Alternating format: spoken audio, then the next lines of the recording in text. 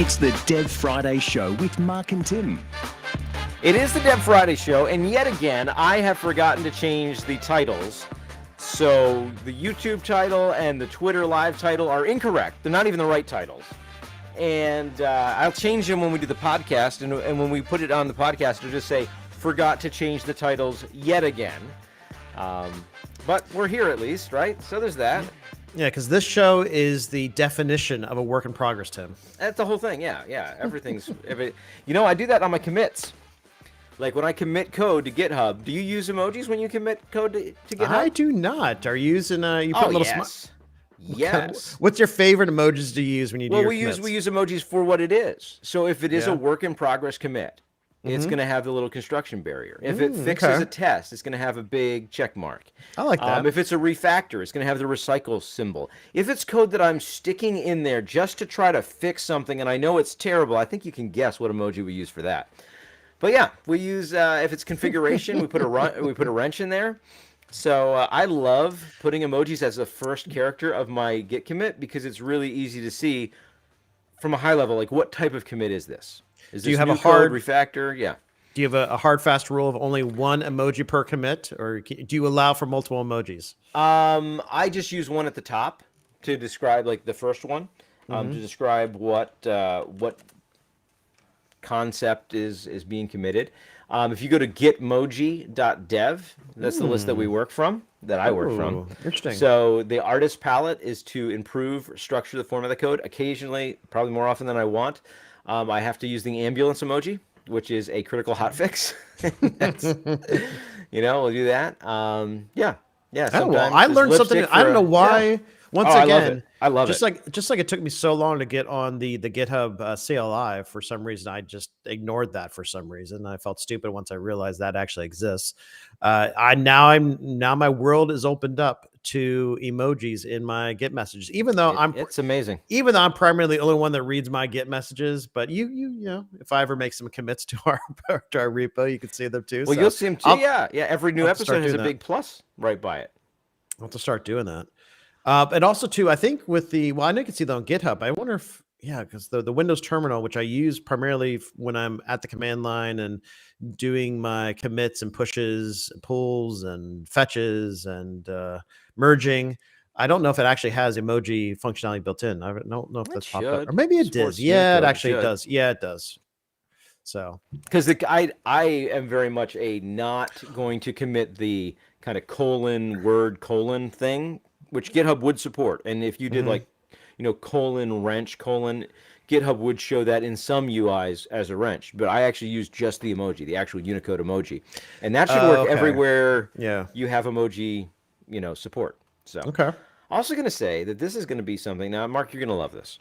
You're going to love this because now I love everything you say, Tim. We've said this more often than probably people want to hear, but the best audio is on the podcast. So you should go to devfridayshow.com or pick up the feed in your favorite podcast aggregate app or whatever, because that has the best audio.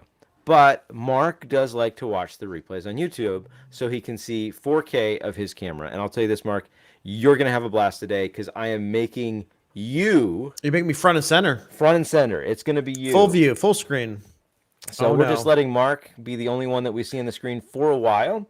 And anybody who works with me knows that whenever my video mutes, that means one thing. Are you multitasking by eating again during our podcast? I am eating lunch during a meeting. Oh my gosh. You cannot schedule this ahead of time and have your lunch hour before our podcast. This is tough. See, because I have a meeting right before this. Well, it's supposed to end at 12:30.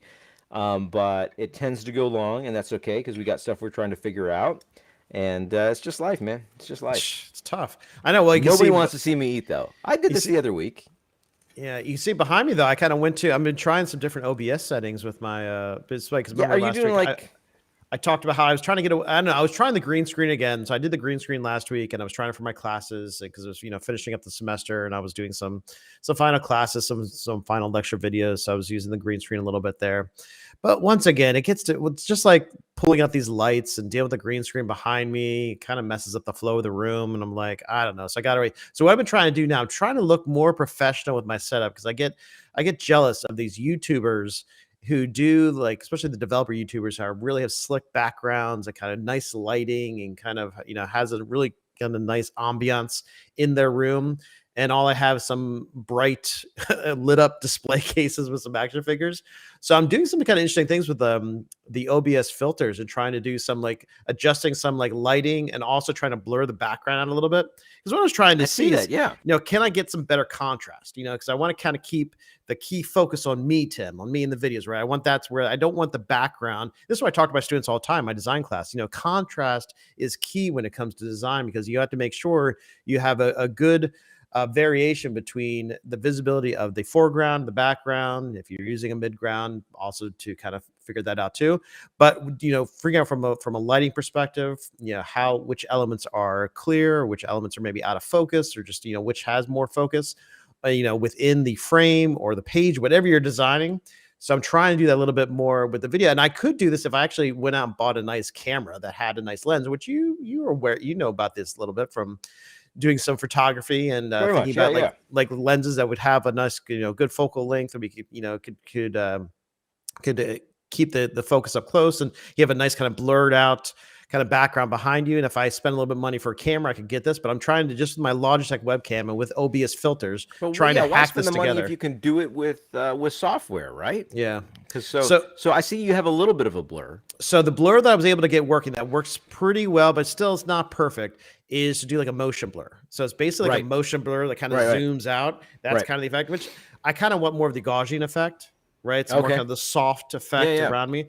And I can do it. Take a little bit more work, but I'm going to have to do like a custom mask. So I'm going to get into GIMP or Photoshop. Your exposure is a little different than normal too. I don't know if that's the filter or what. Yes, I was also kind of playing around with the color grading to also based on the lighting, because I do have some lights in front of me where the camera is.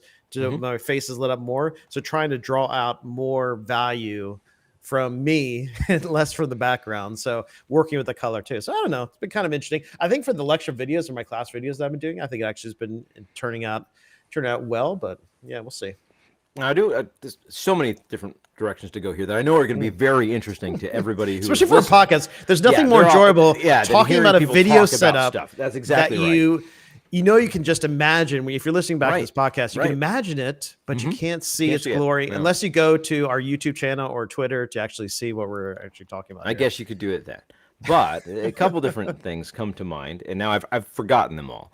But the one is I know what you're saying about the YouTubers that have like cool lights behind them, and they set up this really it's like their own little studio, and I think everybody pretty much knows you're talking about me. You're talking about me because you can see behind me, like it's well lit. It takes so much time to assemble the plastic containers that are stacked. Yeah, you think those are leaning out accident? No, this is all part of the plan. This communicates things to you. It slants your view into me. You can see how it's kind of pushing this direction, and the clothing behind me. You can see some subtle colors there that have emotional intelligence, and they're going to impact you and your perspective of me because you see the orange and then behind that the slight blue, and obviously the yellow bag from the Lego store that now has shoes in it behind me. Like those things communicate stuff. And I mean, obviously there's a sword over my other shoulder and the mic too, and then some plastic in a tin can type wall hanging thing. Look at that. That's pretty nifty. So yeah. So this, I mean, I took a lot of care to make sure this looked great, and I'm just glad you noticed, Mark. I do. I notice all the time. I appreciate your background. I appreciate the time you put into it. It really brings a lot to the show. It does. But I was also okay. No, go ahead. I was going to ask you because we're talking about your background, your setup, because we alluded to the fact that the reason why I also want to try the green screen because when I'm on professional calls, I don't mind when I'm on my students. I don't mind kind of seeing my room. Actually, kind of fun because if they ask or make comments, we can have kind of fun conversation around it. I have found though, I've tried it in some faculty meetings, and it's weird. Where like they kind of like some like in some kind of make some jokes here and there, but then also it's like I don't know, maybe it's just also college faculty. They kind of they see my display case and they kind of wondering what is this kind of weirdo? What is he doing back there? You play with those things? Is this guy really professor? And does he have all these really expensive action figures behind him? Why is that? So it does cause some questions to come up. So that's what I was wondering, Does anybody actually ask and say real expensive action figures? No, nobody. Well, it's my students do. My students know what they are, so they Okay, kind so of they understand the value. yeah. Okay, So cool. but just from other professionals or faculty, I was wondering for you, does that wonder in your head of like, do you have like a priority level of like, if you have a meeting with like certain level people or within your company Right, or outside of your company, should make it where you're look like, good all right, behind I me. got to pull out the green screen. I got to like clean this up a little bit. Right. So never. I mean, this is who I am, man. Now, I will say, when I do conferences, when I do virtual conferences, I usually put the green screen out, and a lot of that is just because I want to be able to resize myself down behind my slides. Yeah. I want that real estate, because I found for conferences, people don't like the, what do I want to say? When you're doing a meeting, as like a Zoom meeting, sharing your screen and being like, okay, here's the slides. All right, I'm off to the side. Maybe you don't see me. People know who you are generally when you're sharing your screen in those contexts, right? Nobody's like, I don't remember. Was Mark? Who's Mark? And they understand you because they have familiarity with you.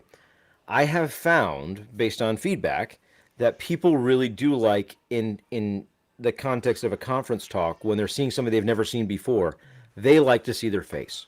Yeah. And I think it's because Close to them. you can only, like, there's so much more you can determine from the face in communication, that once you're familiar with the person, you don't need. But they clue you into other things. And I'm sure there's probably psychologists out there that are saying I'm either right or I'm wrong, and they know why. I don't know why. It's just this is completely observation. But when you don't know the speaker, seeing their face seems to be very key. So I like to be able to have the green screen so I can still have my face with the slides or whatever I'm presenting behind me, but without taking up a lot of real estate, like minimizing it. And, even the circle thing we talked about, like putting yourself in a little circle, that's great. But like even more just easy to see your face on top of the slide. So I do the green screen for that, mostly because of wanting to make it easy to share what I'm doing and still have me on screen. Though I will say, for conferences, once you're at the conference level, I'm giving a talk to people who have paid to see it. Maybe the background behind me might not communicate the best in those scenarios. So, there's also that. But one thing I'm interested in, you say you're doing lighting. I've actually wondered, like those Elgato Air keys, or Stream keys, or whatever they are, Elgato's diffused light, if it's actually worth it. Because for those who have never seen my office, and I'm sure that's almost everybody listening to this, I have 5 screens right now in front of me. So to put like those 2 panel lights up on either side would be a lot easier than soft boxes and all that, right? So I'm curious as if I could just get those lights on either wings of my multi-monitor setup and get decent lighting, because right now this room that I'm in, there's a lot of natural light, and that's why you can see me in an okay, lighting. When it gets to be dark out, if I'm doing calls late at night, because like something broke and we're up late, trying to troubleshoot something, it's really like orangey, and just the lighting's not great. And it'd be cool to be able to hit a button. But the problem too, when I have the soft lights doing work, is sometimes they glare off of it, and that's not great either. So I don't know. Have you ever played with those type of lights? Well, I have 2 small ring lights that I bought from Amazon. Oh, okay. Really cheap, like 2 like $10 or $15 lights that attach like the back of the monitors. I had their USB lights. I can just plug in. They do have a few settings you can turn down, adjust the intensity, and also the little bit of the color of the lights or the warmth of the lights. So I've been able to control that, and I put 2 of them beside the camera, so it lights up my face. It doesn't really project light too far away from me. So if I did want to, let's say if I turn off all the lights in the my room here, it would look really super dark, and it really would just be my face just like lit up. So it doesn't really project too much light past me. That's where I would use like the soft boxes, which I had up and was primarily using to light the green screen. So if you really want to do a really good chroma key, you want to make sure you have some good light projected over top of that green surface, so it basically keeps the color of the the same throughout the screen, just has, keeps the contrast level up high with that. So, but also the softbox has also kind of helped add some area light around me too. So, but just using some key lights, which does get to be annoying, because they say when I'm just doing a lecture video or a class or with you or not, like it is a little bit, you have these blaring lights that are just staring at you. I would never have them on when I'm like doing normal work. So especially if I was doing like also a live stream too, if I was, even with students or just, I don't know, it gets to be a little bit tedious because if I start to look at the camera, you're basically blinding yourself looking at these lights. So that does get to be a little bit of a hindrance, but they are nice. And I do, like Yeah. you do say, if you did have two kind of like rectangle kind of soft lights, LED lights are over to the side or just behind your monitors, you can kind of just raise up. It doesn't take up too much space and basically just attaches to your desk. That's the best setup I find because then it's just easy. It's just there. You don't have to really worry about it. Yeah. Yeah. So I'm definitely looking at that. Although the Elgatos are not the cheap ones on Amazon, that's for sure. Which I think this content is viable because every developer nowadays does need to have some you have to be type doing of the setup. streams. You have have to to be doing the something. streams. Or Yeah. even just working remotely, right? That's I true. think, I don't know. So I don't know. But that's where I'm at. Like, I don't care what as long as it's not like people are running behind you, buildings on fire and it's distracting and stuff like that. Who cares if you're in your garage? Who cares if you're, wherever you are? I don't care. Probably true. Not be as self-conscious. That should be I don't good. care. Yeah. But like I said, conferences, that's what does it. That's what makes people out the green screen. So there was one thing. I don't know if you made a note of one thing we started talking about last week that you said you were doing at work, and then Event sourcing, yeah. Event sourcing, and I was like, oh, what is that?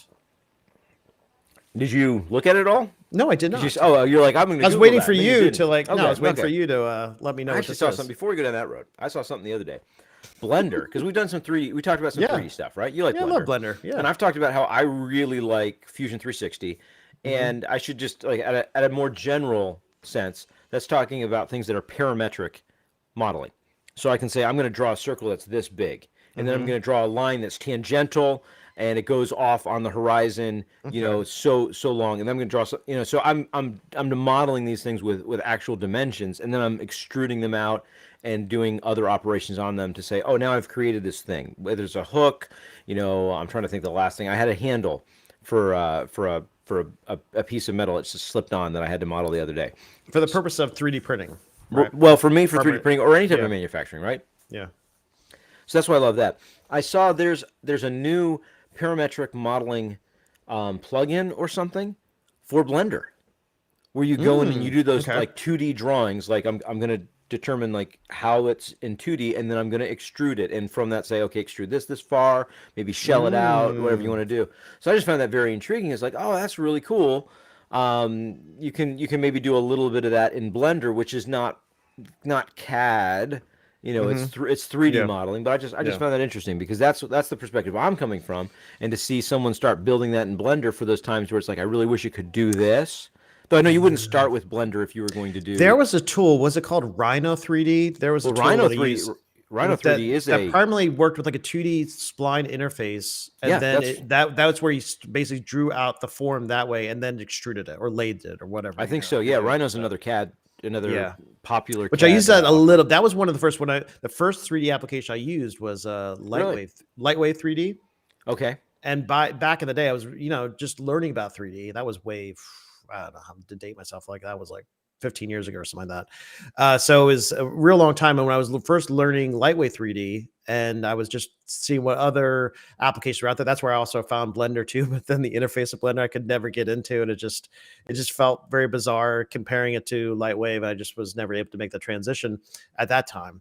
But then Rhino 3D was also kind of interesting a concept, or just the way that the workflow that it used, where primarily you're working with spline, 2D splines, which are just curves, and then drawing out the form. So like you're talking about, if you're just drawing like some type of cylinder or some type of, that you basically start with a very kind of primitive shape, but just do it in a very kind of a set of curves and be able to then take those curves and then extrude them or lay them to basically give it a 3-dimensional form.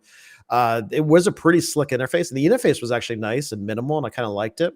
From an animation perspective, I think it was primarily a modeling tool. I haven't used it a long time, so I don't know where it's at now. But it was primarily a modeling tool, so I think the animation was a little bit limited, which I kind of like both the modeling and animation to kind of be in the same application to be able to go back and forth.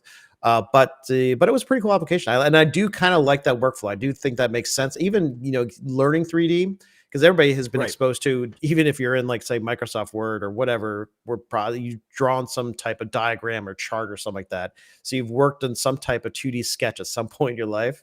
So if you can start with that and then have some good tooling around that to extrude that.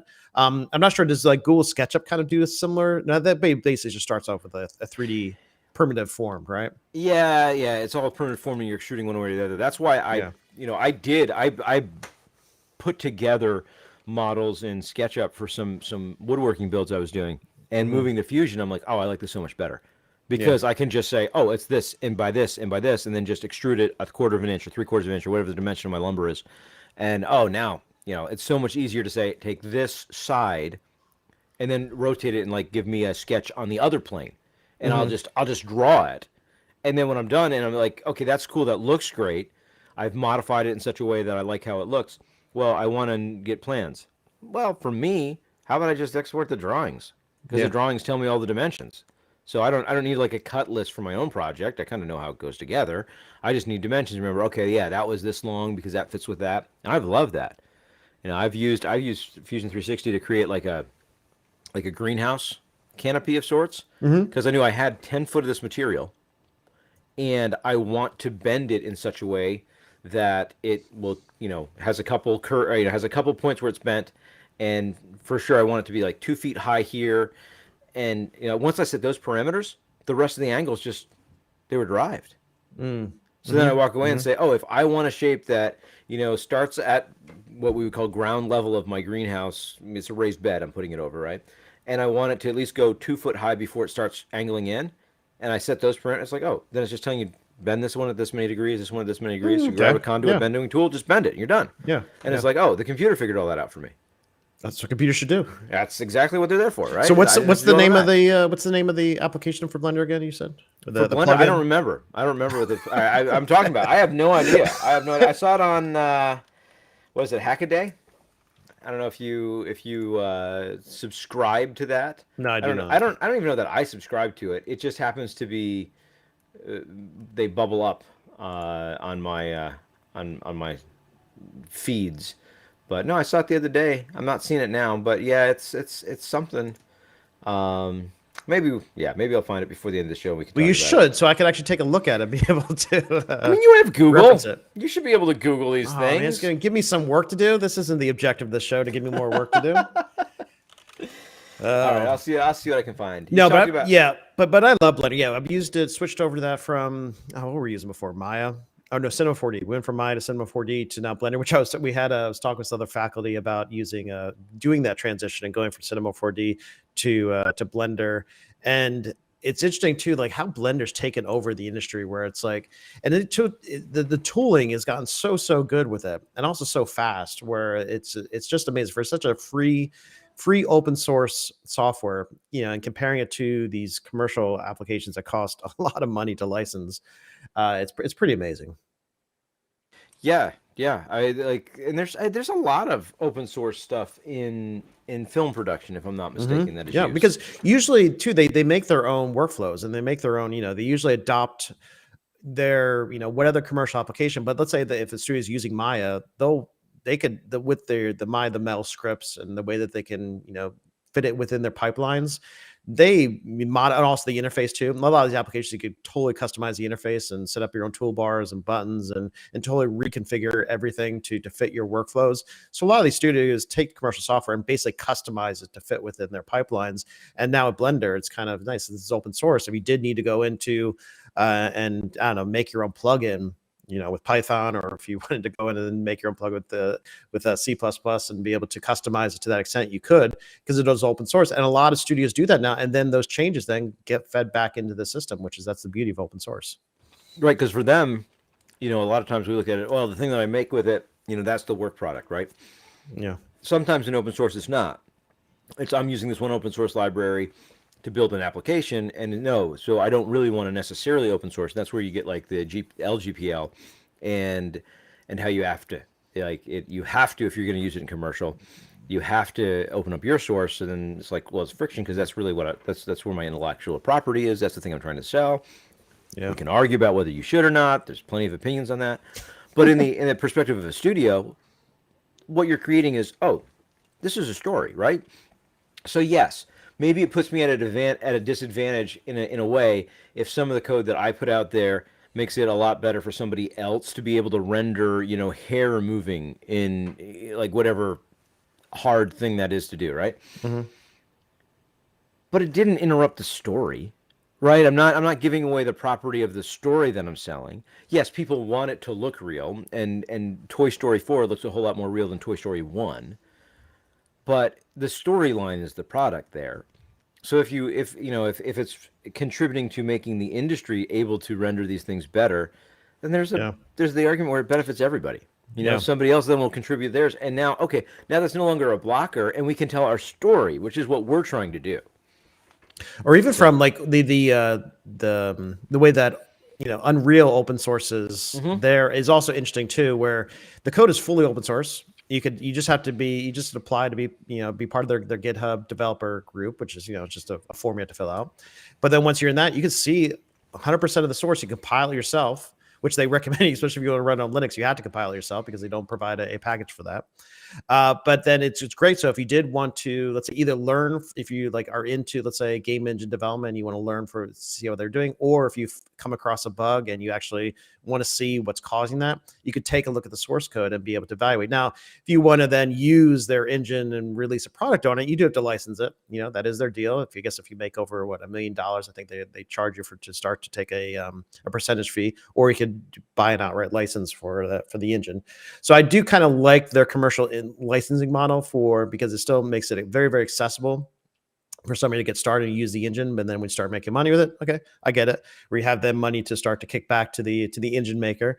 Totally get it. But I love the fact that it's open source and it's great. Which when I used Unity in the past, and Unity was, I know Unreal's buggy too, in the sense they all has its issues, but Unity was just like, it felt like, I don't know, there's some things that you, from an interface standpoint, or just when it would compile and build the games, or just performance, there was always just like little issues pop up here and there. I wish I could kind of dig into it a little bit more with the code, but no, you can't, because it's totally closed. So that was also one reason I kind of started to move away from Unity, because I was like, it just kind of felt like so arbitrary in a sense. I couldn't really understand what was going on behind the scenes. If I really wanted to invest, I could try to look at the stack trace that would give me from the game, but then I was like, it was still annoying. I was like, I couldn't really look at the code, which, coming from my days with like learning .NET framework, which I talked about, that was a great phrase. They use kind of a similar model too, where you have to, I think if you build an application, if you build an application top of it, you can recompile, use it. But like, the .NET framework is still a proprietary framework, but it's open source. So if you want to go look at the source code, you can do that. Right. And so that's such a viable compiled resource languages. Compiled languages, that's important, right? Like, I'm coming from the PHP world and just having a discussion with some the other devs internally today, with just this idea of, it's totally fine. Like, you're using a library, dig through the code. You don't understand why it's working, read through it. And you can see, that's why it's not. I see what they're doing here. And that's a great way to learn, because if you're using someone else's library, more than likely that's an indication that you think they did something right. So why not learn from that code? Which is great for the non-compiled language that I work with all the time. Is any library I'm using, I get to see how they did it. And if I'm like scratching my head, well, why is it doing this?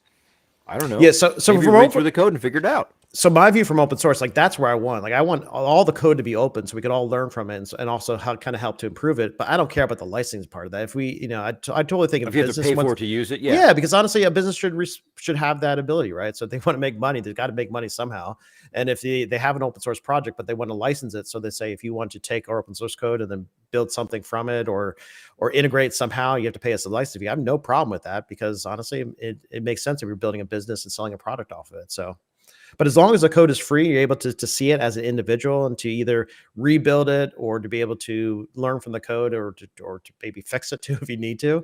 As long as you have that ability, that's really what I want from open source. Yeah. So the event sourcing, talking about source. All right, well, just because I have no idea about it. What is this? You couldn't even let it pause for a moment. I was waiting for that awkward pause that we were talking about last week. That was true. I felt a little uncomfortable there, but I also don't want to. I don't want to talk past this, because I do know that we jump from topic to topic just based on what pops in our head. So What is event sourcing, Tim? So what is event sourcing? Well, here's the thing. When we talk about a normal application, in this, I'm going to say that the sitebuild.io, which, by the way, we're not sponsored by it, but if you go to sitebuild.io, you'll see what Mark is currently working on. Which is just a blank white page. I know. When you finally get a product up there, I will not you're talk talking about this it up. again. And I love exactly. Once there's something there, people can sign up for. You're like, I'm not pimping that. What are you doing? Give me a break. No, but if you can go to sitebuild.io and see that the thing that pops up is the word sitebuild.io, I'm like, that's a win for everybody. But you're gonna have, I know the we don't want to get into all the, like it's going to be build pages on that, but there's going to be this idea where, oh, I've got a user, right? They've signed up. Maybe they've given me a phone number, an email address. I don't know what data they've given me about themselves, right? And maybe they've even told me about their website. Oh, this is a business website. It's an e-commerce thing. Here's the title of it and some other metadata that you're going to use to then find the best design for them. Yes. But the idea is there's probably going to be an edit button, right? Because what if they say, oh, you know what? The title of my store changed from Tim's Laser Cut Anomalies to Tim's Fun Laser Store. And I'm going to want to edit that. In a traditional CRUD app, what you're going to do is you're going to load a record from the database. It'll be in memory for a little bit. You'll change that property, and then you'll say, hey, I want to save this. And that's going to probably take whatever the primary key is. Maybe it's my username. Maybe it's an auto-generated ID, whatever. And it's going to say update that row because now the name was Tim's Laser Anomalies. Now it is Tim's Fun Laser Stuff. Yep. All right. I'm there. I'm with you. Done that That's before. normal. We've done that, right? Yeah. But if I said, what was it last week, Mark? How could you tell me? You mean the previous version of it? Like a history? Yeah, like a history. Well, unless I was storing that history, keeping track of it. But if it's just overwriting the record, then I don't know. How would you keep track of it? Or unless you were logging it out too. If you're seeing like a transactional log, those things get pretty big. Well, that's okay. So if I was going to say this is a requirement, right? Because we have users that are coming to us and saying it's not working. And we're saying, why isn't it working? And they're saying, because it's forwarding the email to the wrong address. And we're like, well, what is it set to? Well, I mean, it's working now, but it wasn't working last week. And you're like, well, I can see now it's set to your address. I see the current state is completely right, and everything that you're seeing it do is exactly what it should do. But you're telling me last week it was doing something different. Yeah. Did you change it last week? No. Did you change it last week? No. Did you change it? Well, I don't remember. So how do we know if you changed it last week? If we were going to say, all right, because we have data like that, we need to know what it was in the past. You said a transactional log. Or a history table. Like? I've done that before, which is not, I wouldn't necessarily suggest that, but it definitely... Walk me through those. Walk me through the designs on those. Well, for certain types of records that you may want, that it is important to save a history of that. Like when it's been a while. So I did this a lot when I worked for the tax administrator. Because if there was data changed, yes, that's a great one. And especially from like numbers, like they put in how much they made that year or whatever that business made, and they want to, and let's say that number gets a change, an adjustment gets made. Well, they want to know what was the change before the adjustment. Now you could also have an adjustment table that gets factored on the original one. But I remember back in working in those systems that there was a lot of history tables, for almost everything had history. Which, like I said, I don't know if that's a good design kind of model to use, because it does get to be a lot more heavy on the maintenance standpoint, because then number one from a database size perspective, but also from is all this history. I do remember too dumping the history at some point for having like a time of, let's say this history will be good for 3 to 5 years or whatever the time frame is, and then definitely doing a database command or just to be, I don't know what's it called, if I want to then not slice it, but if I want to basically take a chunk and just do query just to kind of dump a lot of the records from a certain time period to clean it out. So doing stuff like that. You would have the current state saved in a normal way. This is the current state. Yeah. And then you have another table that was like, hey, we changed as of Friday, or on Friday it was 5. Yeah. And then you change on Saturday. It goes, oh, on Saturday it was 7 before it's what it is now. But what it is now is in the real table. And now it says 10. And then when we change it to 11, it says, well, on Sunday it was 10.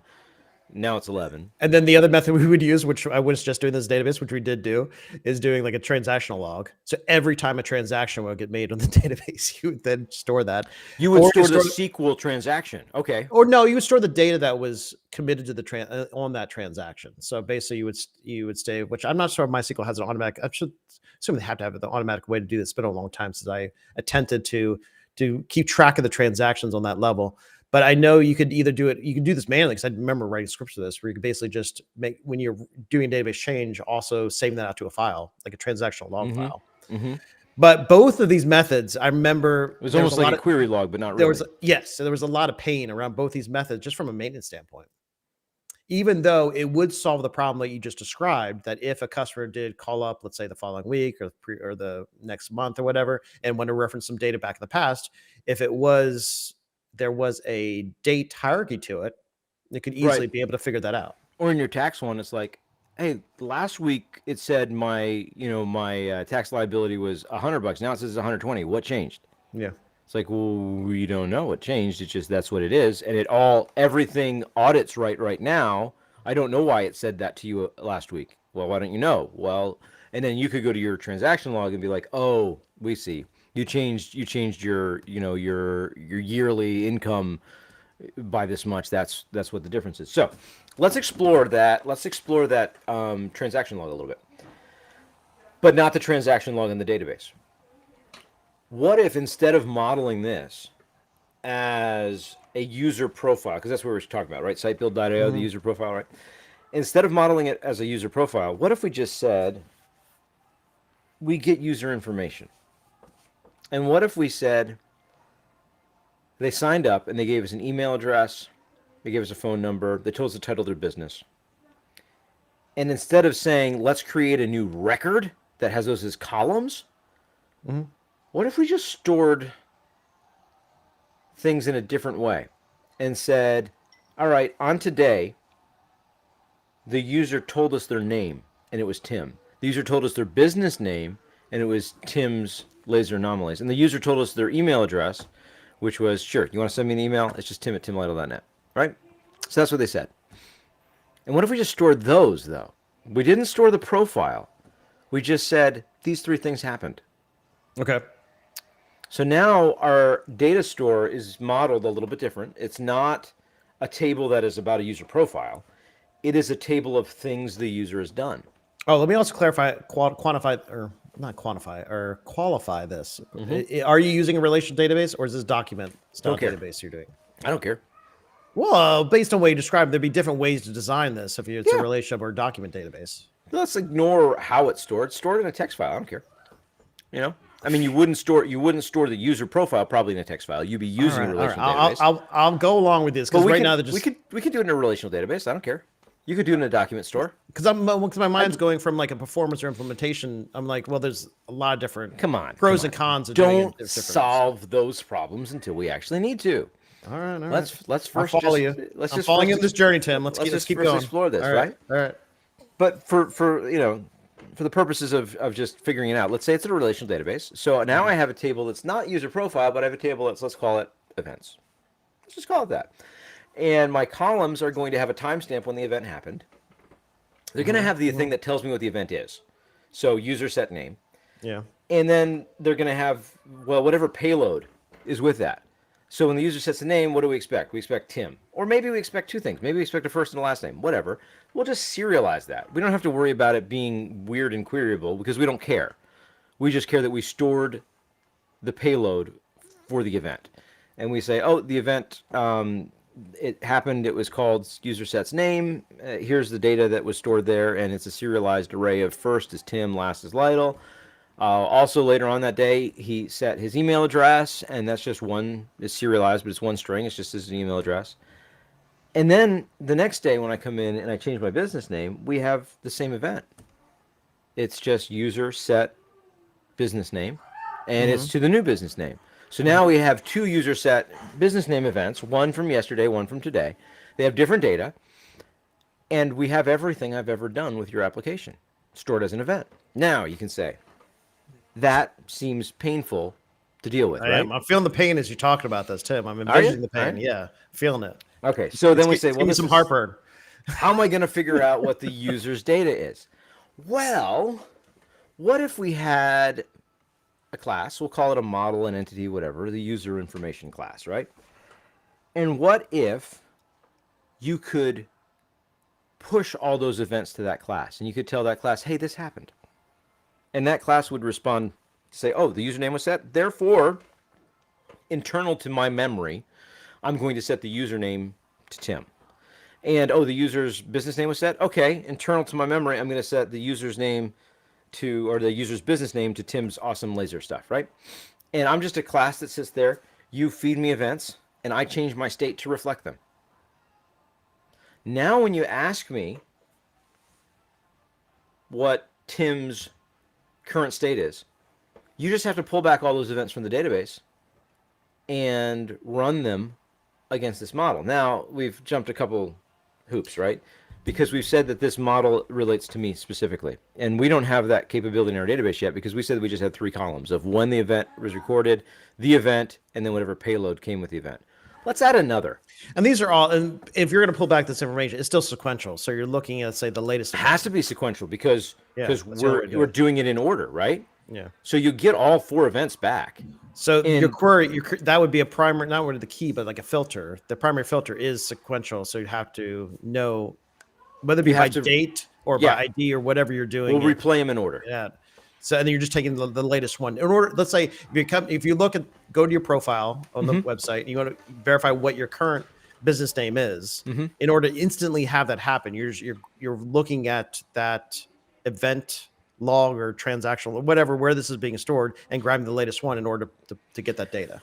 Not quite, right? Okay. Because we jumped a couple things there. Once you said that it's really important that these events are in order, right? So let's add a column. Let's add a column called version and just increment it every time. We'll add a unique constraint there too, so make sure there's always, each one's the next. It has to be in order. So from a document standpoint, what you just said from a document standpoint, but from a database, I'm like, wait, so you're gonna have a version table? Wait, what? Not a version table, a version column, just a version column. A version column of within that event, whatever. Within this event table. Yep, event 1, 2, 3, 4, 5. So we can always know that they're in order. This is still giving me more heartburn the way I'm envisioning that this is gonna be maintained. So I don't know. All right. So. But then we also said you want my information, and the truth is the user set their name, and the user set their business name. That really only applies to the user. So maybe we need to create some type of ID for me. Okay, so we'll just create. Hey, Tim has an ID. It's user ID 1, 2, 3, 4, 5. Yep. And now we're going to add that as a column to our event too. So now our events are tracking the time that they happened, the version, which is always incrementing, the ID of me, the user, or more generally, we could just say the ID of any concrete thing we want to track that has events that happen to it. The event name, the user did something, the user changed their business name, and then the event data, the payload of what they did. It describes what happened. And then you create this class. Because you said I want to go to the website, I want to see my current profile, right? So you create a class, and that class says, I represent the user's profile. Yeah, you're going to have a getter that says get business name. Sure. You have a getter that gets username. Sure. All that kind of fun stuff. But when you pull me back and you make me, well, there's nothing. Get username? I don't know. Get business name? I have no idea. I have no context of that. How do I get context? Well, I have to look through the events. We could query for a related event that matches the name, but that's where you're talking about that no. Okay, that's when you're saving the event, are you saving every piece of data that is related to that user in that screen, or just that specific one? Just that event. Because then it feels like you're gonna have to, let's say if there's 20 columns of information for that user, and let's say they only changed from a transactional side, they only changed 1 or 2 at a time.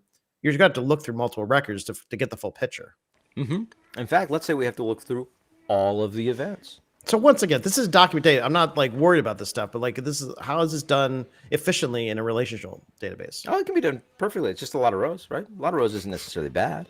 Because we're just saying, pull back all of the events that have ever happened to Tim. And we get... He set his name, he set his business name, he set his email address, he set his business name. We've got those 4, right? With this one changing what happened at the one that happened before it. I can't use my fingers to show that because we're a podcast. What is he even thinking? And then we apply those to your class. And we could call your class a fancy name. We could call it like a root. It's the root class of the user, but it's taking a bunch of information from these events, so it's aggregating them. So maybe we'd call it an aggregate root. And but once more events take place, that query is going to take longer. How about we not solve that until we need to? Oh my gosh! Right. So now your class. It feels like you just build this up with dreams and rainbows, Tim. I'm I need to know how this is actually going to make sense here. Now your class goes through, and when you ask for the data, it says bring back all the events. Oh, Tim has 4 events. Let's just tell the class He did this, he did this, he did this, he did this. He did those 4 events. Okay. And your class reacts to it, says, oh, he said his name. Now his name is Tim. Oh, he said his email address. Now his email address is this. Oh, he said his business name. Oh, his business name is this. Oh, he said his business name. His business name is this now.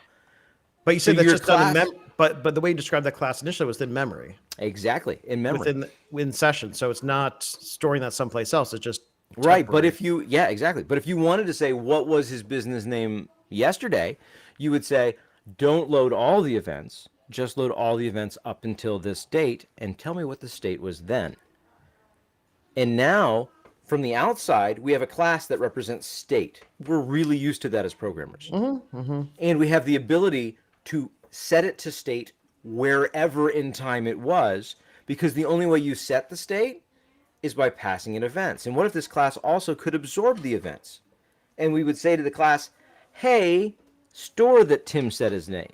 And that class would say, all right, I had 4 events before, and now you gave me a new event that said he said his name. I'm going to apply that. My state's right. And when you tell me to save this, I'm going to look and say, I got 4 events from the database. I have 1 event that was not in the database. Therefore, I'm going to write that to the database right now. Boom, everybody's up to date. Oh, memory's gone. We want to rebuild this. Just pull back those 5 events now, and now that's what state is. So we can track state throughout time without any problem. Now, to your efficiency question. I get it, but we're talking Right. about 5 events is different from 5,000 events. It is.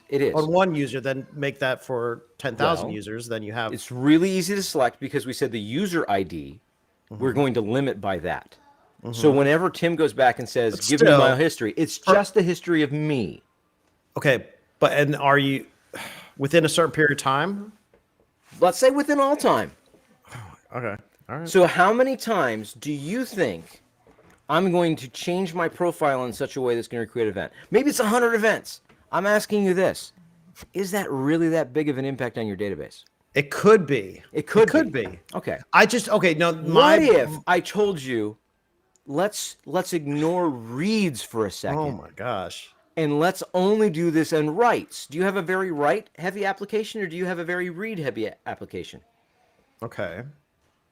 In the case of the site builder, Yeah, you have a very yeah. read-heavy application. yeah. Users looking at their profile far more than the writing to the profile. True. I would agree with that. Yeah. So maybe it Yeah. takes us some time, because here's another thing. We could say you can't change your email address in certain cases. You just can't do it. Like once you've confirmed your email and we have now- emails routing to you, you cannot change your email. Okay? You see, I'm for what you're saying, building the transactional history of the events. I totally get that. All right. And the way you describe that. I could kind of be more bought into this if we're going to basically, let's say, build a snapshot. Oh, a snapshot's a really cool word that you just used. The snapshot could then basically give me instantaneous what I want to know, what was changed, and then if the event change, update the snapshot. But you still have the history there. If you So do how the about- reference to go back to the original problem, if you're dealing with a customer service issue and want to know what the user did, you can still reference that against the current snapshot that you're looking at. So how about every time? I like that. That's a great thought. How about every time we save our event-based root thing that collects it all, and we look and say, oh, there were 2 new events. I need to persist them to the database. I'm going to persist them to the database. What if we also said, a lot of times the user just wants to see their profile, and the thing they want to see is their username, the title of their shop, their email address, and how about we just say, well, if I'm saving this root that is aggregated up of events, I'm also going to write to another table, and maybe we'll call this the user profile projection table. And we will take our current state and we will project it there. And then our application, whenever it just wants to know the current user, it'll just read it. See, I'm for that. That sounds good. That makes me And happy. maybe we don't even have to take our current state. Maybe we don't even have to look at our user model root thing that I'm talking about, this fuzzy class thing that aggregates all these events. Maybe we don't even have to do that. Maybe we can just be a little smart about it and say, every time something new happens and we say we want to save this state, we have to take the events and write them to the event table. What if we also allowed somebody to be notified that that event happened? And then we could have a piece of code here that just sits there and says, tell me when events happen that relate to the user. Oh, the user updated their profile picture? What an interesting thing. I am now going to put the link to that profile picture in the user projection table. Oh, the user changed their shop name? What an interesting thing. I'm going to change the column that references their shop name and make it the current state. Okay. So I'm liking this. Yeah. I like it. Let's take it a step further from an implementation standpoint of. Can I go one more single, to see if you like it? One more? Just bear with me one more I mean, time. you already got me there. Now I want to know. Okay. No, there's one more. There's one more. Okay, because we said that's interesting. We could just let something listen to events, and then that will change what you're calling a snapshot. I wouldn't call it a snapshot. I'd call it a projection. I'd call something else a snapshot, and we'll get to that. Yeah. But if we could do that for creating these projections, which show us current state, that are what we would call probably our read model. We want to read from this all the time. What if I had something else listen to that? Because what if, when they changed their shop title, you needed to do something else? What if you needed to kick off a worker to then reanalyze everything? Oh, now I can just listen to that event too. I don't have to know that, oh, when I update the user profile and I change the column that references their shop name, I also have to kick off a job to say they've got a new shop name. You need to refigure out what the best UI for them would be, because that's the context of site build, right? Now you can just say, oh, I have a reindex listener that's listening for events, and it says, I don't care about that event. I don't care about that event. Oh, that's an event I care about, and that's going to impact me. I got to do something with it. And you have a system in place where it's just easy to track that event. That's where that's what my question was going, because we talked about service workers. So that's why I was wondering. So the way PHP works, because this is a PHP application that I'm assuming you have experience with, Tim, that you're talking about now, right? Yeah. So and PHP being a what's the term for it? Like, it's not single threaded, but it's Single-threaded, well, it's within the process, kind of like within what the request is made, the process is made. It's like a single process. Once the request is done, the process ends. The PHP is tied to the request model of an HTTP request. When it's done, we're done. We don't. So we don't you're live... talking about long-running processes in these service workers that are watching for changes to be made, and then are running. I mean, kind of. That's an implementation detail, right? No, that's what I want to get to, because I'm thinking about, because from a web application perspective, let's say from what the user sees, so the user makes this change. That process basically does make the change that we're talking about, but that those watches you're talking about, those are other programs that are running. Not really. That are watching, or they trigger. Not necessarily. From the same. In the context of PHP, there'd be a listener in memory that says, I listen to these events. Oh, I've got it. All right, you're writing events to your event table, and I'm seeing that event. I'm saying, well, that's going to help. I'm going to update this read model over here. Within the same process. Within the same process. Okay. And not only within the same process, if you got really crafty about it, could be even within the same database transaction to make sure they all fail or don't, succeed or fail. And on top of that, you could make it really efficient. But if you do need to do work, like, hey, this happened, and now have you guys had any kind of conversations like what's the better model to use? Can it keep it within the same process, or to throw it off to like long running process that would be like watching for these changes? When we're just writing projections to the database, it's like it's already a write in terms of you added events to whatever this aggregate root is. So we're writing to the database there. So also, yes, write to the projection. Do it at the same time. If it's something that says, oh, because you changed something, we have to reach out to this third-party service and start doing stuff. Well, then that will throw in a job queue. And we will have long-running processes that pull it off the job queue and then execute. Yeah, it brings back memories back in my SQL days with writing stored procedures. This kind of feels like something I would do or implement with that, which I don't know. That's we're the right model to implement that, but that would be something I would do is watch for database changes. Could do it in SQL. I'm not saying you should do it in SQL. Right, like writing stored procedure code. Did this a lot with was doing like SQL Server 2000 development, running a ton of stored procedures that would be doing like watching for certain type of transactions to occur, and then doing some type of process, making updates to other places. But yeah, it's interesting. Okay. Yeah, and for us, it's great because we can say, well, now I'm not using our examples because I probably shouldn't. But what if you had a bunch of data and then down the road you're like, I really wish I could look at that in a different way. Okay, you've got all the events. Just replay the events and project something different. In fact, we're doing that even like with some of the refactor that we're doing this. We're able to say, oh, you don't even have to worry about traversing from this relation to this relationship to this relationship to figure out a relationship that's kind of derived from other relationships. So in a relational database, you say, well, if the user has thing 1 and thing 1 relates to this other thing 2 and thing 2 tells me the answer, I have to go from the user, join it to this table, join it to that table to find my answer. So it's 2 joins, and then finally I get there because, Ooh. right. Scare me there. But if that's how your data is, if we're like, Yeah. it's in this the user owns a thing, a site has a configuration has a URL. Okay, the URL comes in. Who should I tell? Oh, work backwards. See what configuration had that URL, see what site has that configuration, see what user. But if we do it from an event standpoint, we can say, oh, the configuration URL was changed. Therefore, look and say, at this point of write, look and say, what site does that belong to? Okay, what user does that belong to? Okay, how about we project that data out to the database and say this URL belongs to this user? Boom.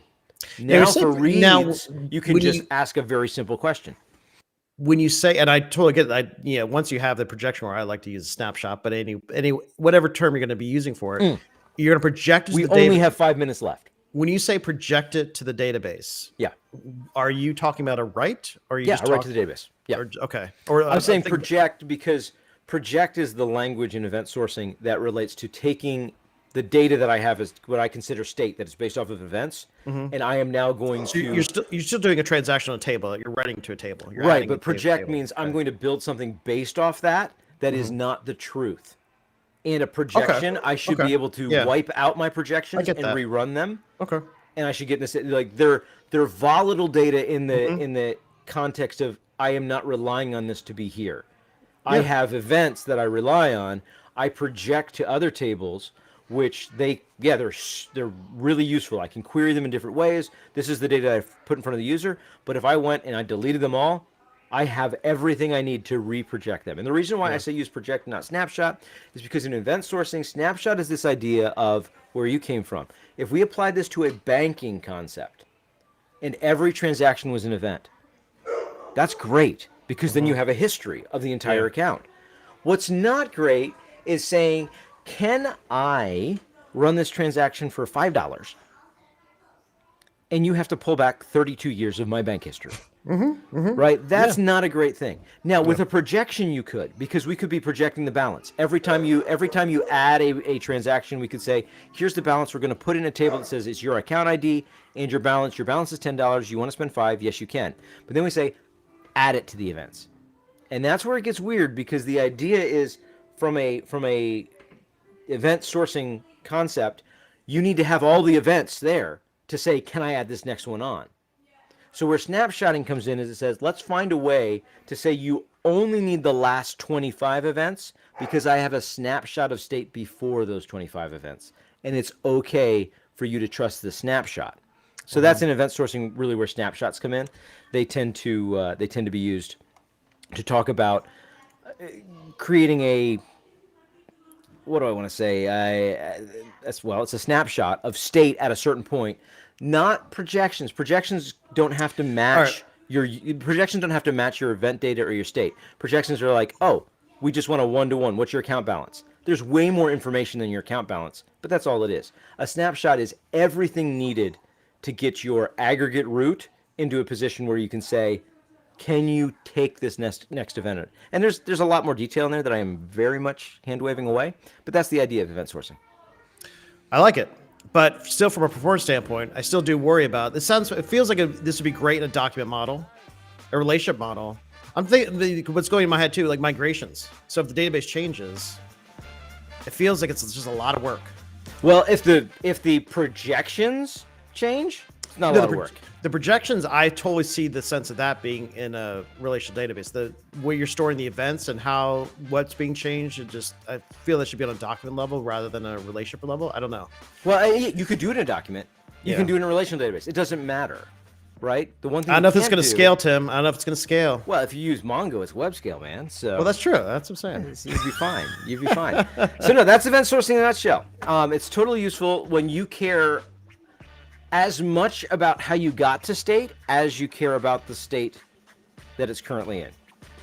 I mean, if you think about it, that is your bank account. because you want every transaction ever for your bank account. That is a shipping log. Well, where was my package? I can just tell you where it is. Where was it? I don't know. Well, usually you do know because you know where it went. So It sounds like UPS. yeah, my experience actually with UPS is better than FedEx. FedEx is always off by a day or two, but that's event sourcing in a nutshell. I don't know if those that are big event sourcers will appreciate the way that I explained it, but I hope. Well, I learned something new today. I'm not sure if I'm going to use it, but I learned something new. Like this. This is like Mr. Rogers. Did you learn something today, Mark? I did. I learned about event sourcing, and who knows what crazy things we'll learn next week. Come back and find out.